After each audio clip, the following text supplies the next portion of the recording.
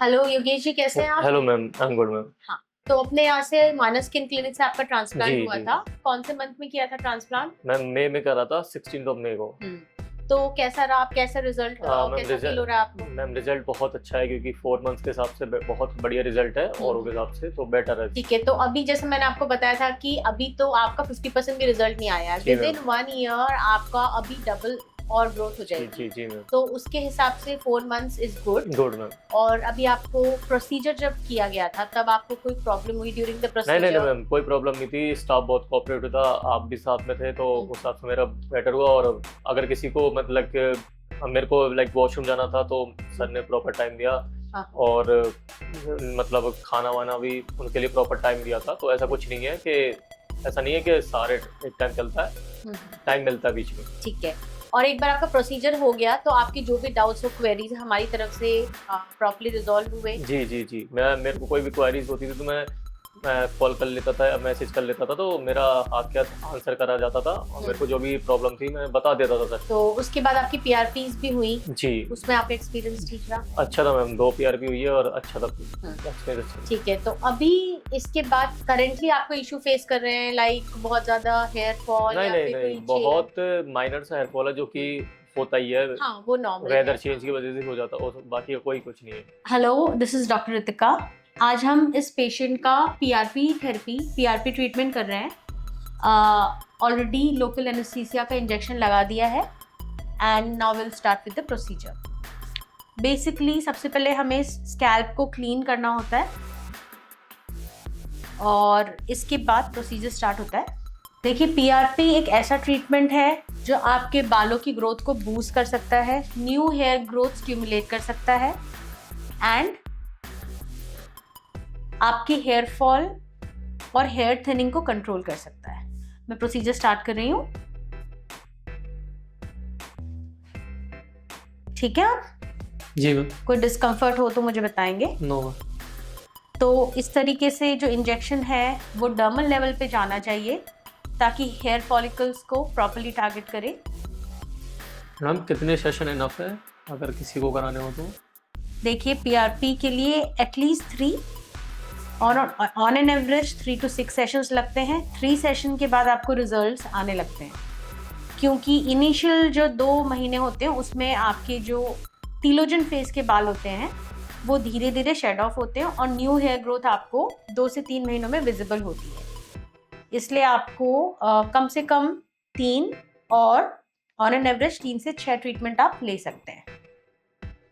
और इसके बाद आपको प्रिकॉशंस ज़्यादा नहीं है, बस आपको यही ध्यान रखना है कि आप थोड़ी क्लीनलीनेस रखें एंड आपको थोड़े टाइम के लिए आपको जो हम यहाँ तरफ से आपको कैप देंगे वो आप 1-2 दिन तक लगा के रखेंगे। That would be enough. जो हम आपको हेयर सीरम्स दे रहे हैं वो आप अराउंड 24 आवर्स बाद स्टार्ट करें क्योंकि हल्का सा इरिटेशन रहेगा अगर आप आज से स्टार्ट करेंगे तो। पीआरपी जो प्रोसीजर है वो बहुत अच्छा है आपकी ग्रोथ के लिए, आपकी हेयर डेंसिटी को बढ़ाने के लिए और हेयर फॉल को रिड्यूस करने के लिए। अगर 3 से 6 पीआरपी आप रेगुलर ले लेते हैं तो हेयर फॉल, हेयर थिनिंग बहुत अच्छे से कंट्रोल हो जाती है। साथ में आप अगर अच्छा डाइट और न्यूट्रिशन लेंगे जो हमारी तरफ से आपको काउंसिल किया जाता है तो काफ़ी अच्छे रिजल्ट्स आपको महसूस होंगे। पेन तो नहीं हो रहा ना? नहीं नहीं। अब देखिए, क्योंकि पीआरपी एक इंजेक्टेबल ट्रीटमेंट है तो काफ़ी लोगों को ऐसा लगता है कि हो सकता है बहुत पेन हो, इन्फेक्शन हो जाए, ब्लीडिंग हो। तो अभी लाइव आपके सामने मैं पेशेंट कर रही हूँ, आप उनसे सुने कि क्या उनको दर्द हो रहा है। ऑलरेडी ये 2-3 पीआरपी ले चुके हैं तो अपना एक्सपीरियंस बताइए सर। नहीं, पीआरपी में लाइक अगर किसी लोगों को लगता होगा कि इंजेक्ट कर रहे हैं तो शायद दर्द होता होगा, बट एनेस्थीसिया देने के बाद कुछ पता नहीं चलता। लाइक मतलब पता ही नहीं चलता कुछ हो रहा है। ऐसा लगता है कि हाँ कुछ इंजेक्ट कर रहे हैं बट दर्द नहीं होगा, दर्द फील नहीं होगा बिल्कुल भी। तो ऐसा कुछ प्रोसीजर है, बहुत माइनर सा प्रोसीजर है, कुछ ज़्यादा टाइम भी नहीं लगता और बहुत हल्का प्रोसीजर है, कोई लगता और नहीं। इसके बाद आप अपनी normal day to day activities जी रिज्यूम जी कर जी पाते हैं? जी। जिस दिन पीआरपी कराते हैं उस दिन मैं अवॉइड करता हूँ वर्कआउट और समथिंग। बाकी नेक्स्ट डे से प्रॉपर चालू कर देता हूँ। अब देखिए, पीआरपी का प्रोसीजर सिर्फ 15 या 20 मिनट्स लेता है।